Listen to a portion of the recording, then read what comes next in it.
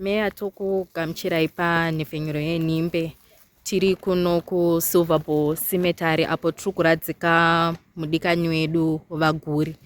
Saka tinovimba muchikamu chakadarika takamboita hurukuro nemi senhimbe maererano nechiitiko chakaitika muward 4. Tichibva pahurukuro iyoyo takazoita madevelopments ekunzi munhu akaponda Vaguri akazenge abatwa. Saka mungatitsananguriro here kubva paya patakaita hurukuro kusvika pari nhasi kuti zvakafamba sei? Okay, tinokutenda zvikuru. Wenhimbe ikandingoti paya patikaita hurukuro dzapfuura dzekutanga dziya, takanga tisati taona culprit akakonzera rufu rwemugari wedu. But now tichizofamba takanga takaita zvekuti vanhu vagari vanenge vaine information ngavatipewo tibatsirane nemapurisa, nekuti hatisi basa remapurisa chete rekutsvaga pane paparwa mhosva. Ibasa reduwo nekuti isu tisinoafekta vanonge mhondi idzi hadzigoni kuenda kukamba dzichindobata mapurisa, dzinotobata isu vagari. Ikodzero yedu kana kuti ibasa redu rekuti tibatsirane nemapurisa.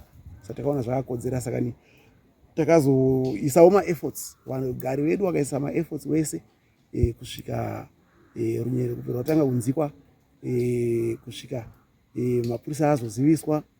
Mapurisa aitawo tsvagurudzo dzavo sevanhu vanoziva mutemo, sevanhu vanoziva basa ravo. Chokwadi mukomana akabatwa, and the sad part of it, mwana mudiki diki akakura tichiona iye akakura tichimuona, and ari very innocent. But now to our surprise hatina mbofungidzira kuti ndiye anganga ari abata basa rakadai. And zvikutoti apa vanhu vagarisani just opposite to opposite road pakati, ndiwo vanenge vachitokumbidzana munyu, but zvinosuvisa kuti ndiye ari kuti akaita basa iri ari kuti akaita ari ega asina vamwe vanhu vakaita nawo chinhu ichi, kureva kuti panenge paine question marks akati wandei, because wagarisani ndo hama dzedu. But apa in this case mugarisani ndiye aita mhando yedu. Tiri ipapo kansela, ndanzwa mataura zita rekuti Ian. Zvichibvira Ian uyu akura sei uye akazonyatsa kubatwa sei? Iye paakabatwa ari kuti kudii nechiitiko chaakaita ichi? Okay, Ian Katemera ndingati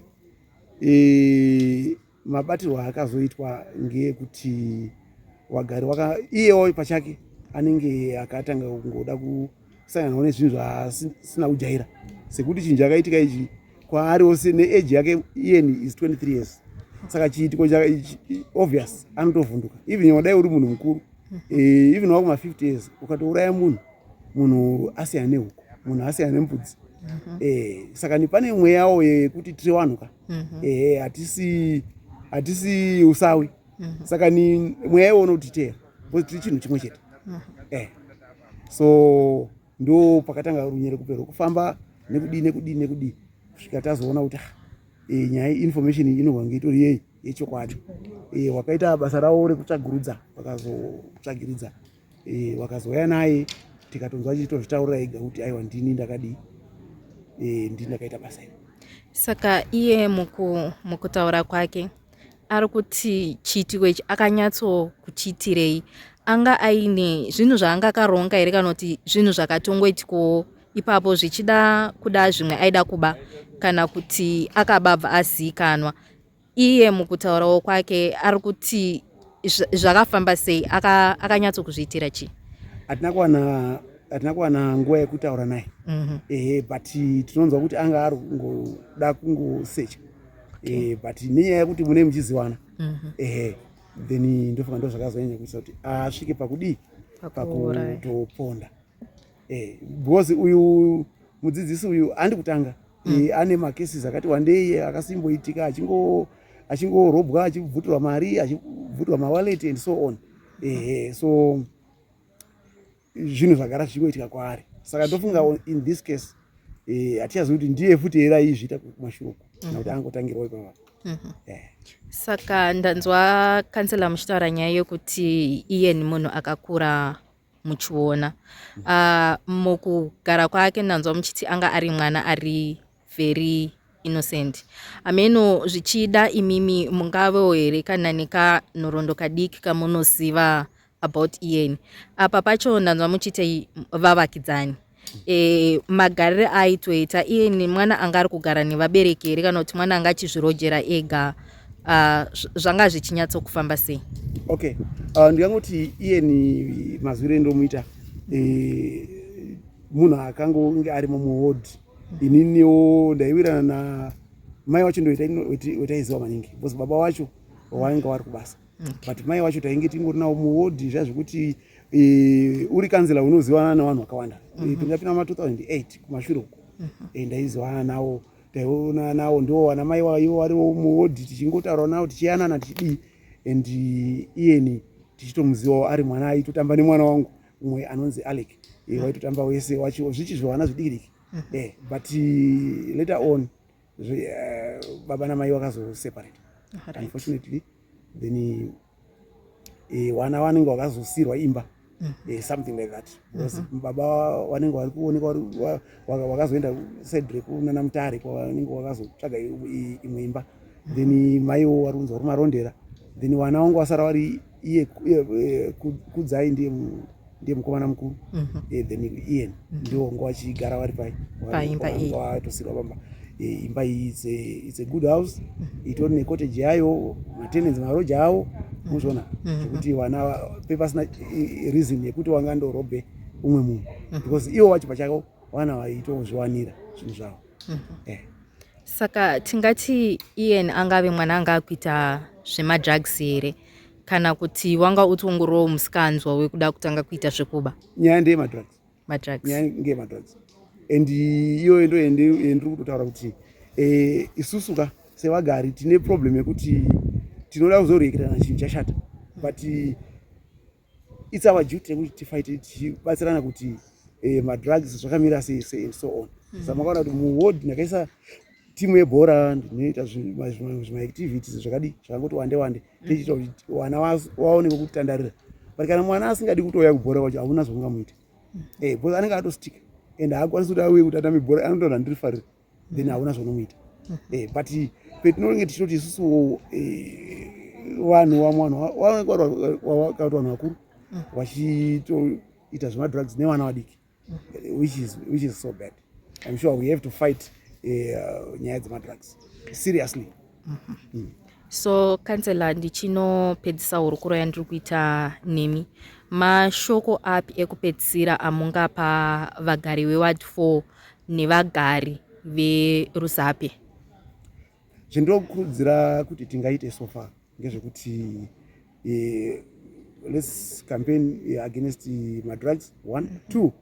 2, tine nyaya yekuti dai maodzi ese tikakurudzirana tikaita zvemaneighborhood watch committee, mapurisa edu akatibatsira kuti zviite zvakanaka, wovheta vanhu vavo, so that tinova tiine vanhu vazhinji vanotibatsira tichindobhomba even those mabases evanhu vemadrugs and so on, umwe nomwe wemupurisa paari, so that tiavoid manecessary incidents.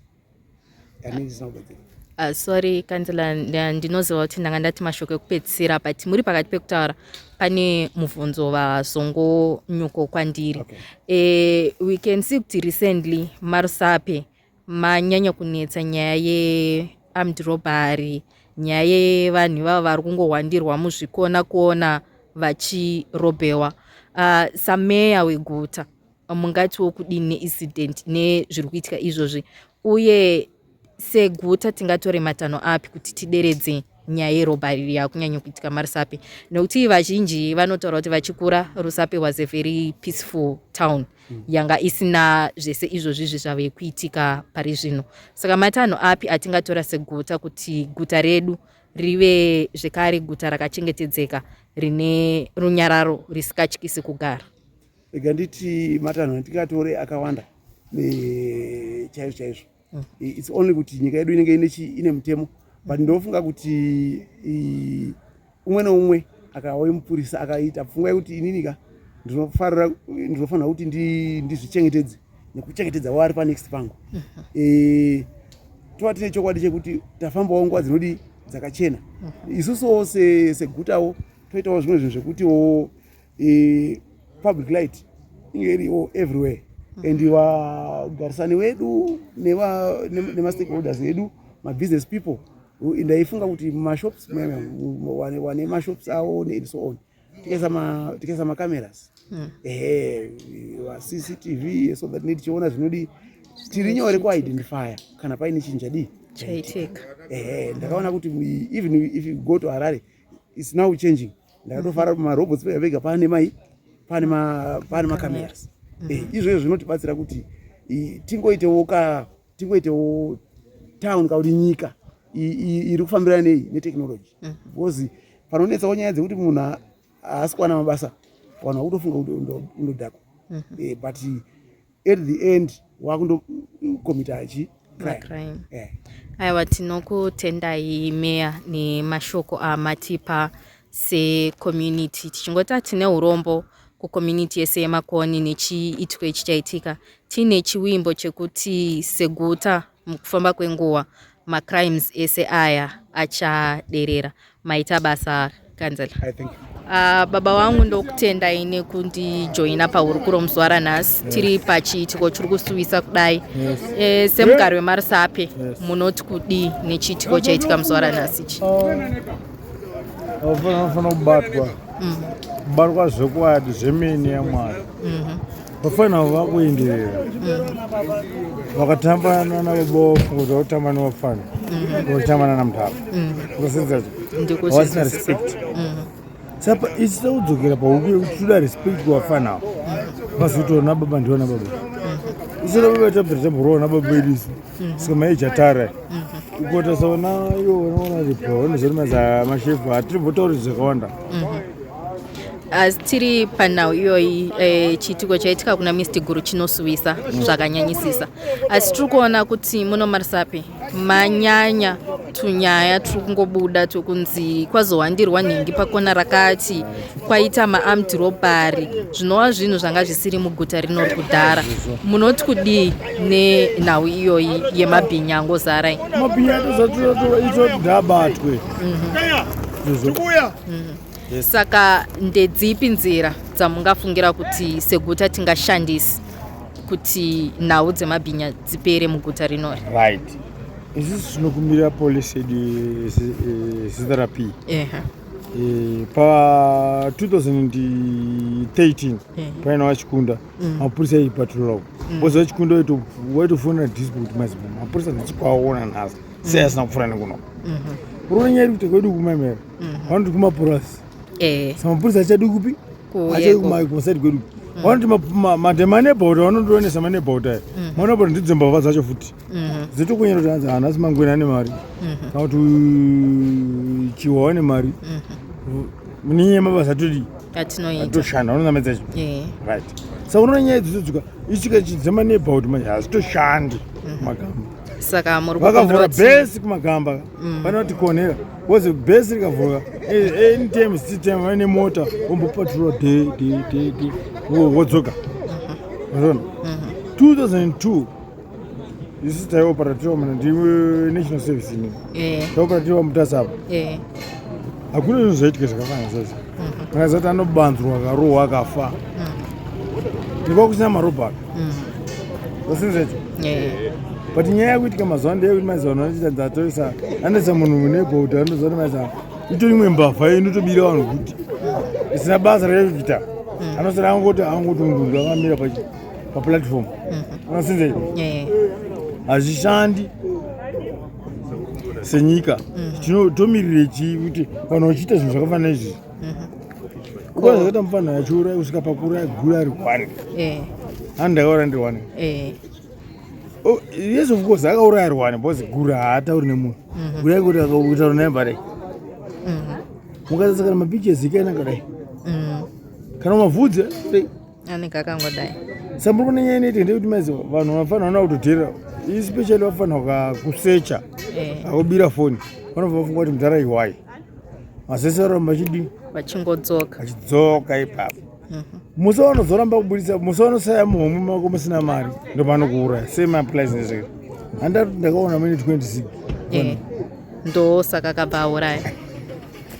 Saka tingati zvekare nhau yemadrugs yanyanya muguta rinori ndo imwe ingadai iri kushidzira zvese zviri kuitika here izvi. Zvafanira pulazimwe nyaya ndokutaura ndinyaya yegambling yemakasi. Vafanira kutamba makasi snuka igambling vachibheja kumukira pasnuka 6 to 6 uri pasnuka unoona handira kubheja nemunhu tora ukadya mumanu uchaita sei nondoba. Aiwa baba ndinokutendai nemashoko amatipa. Saka tichinopedzisa mashoko api ekurudziro amungada kupa community yerusapi?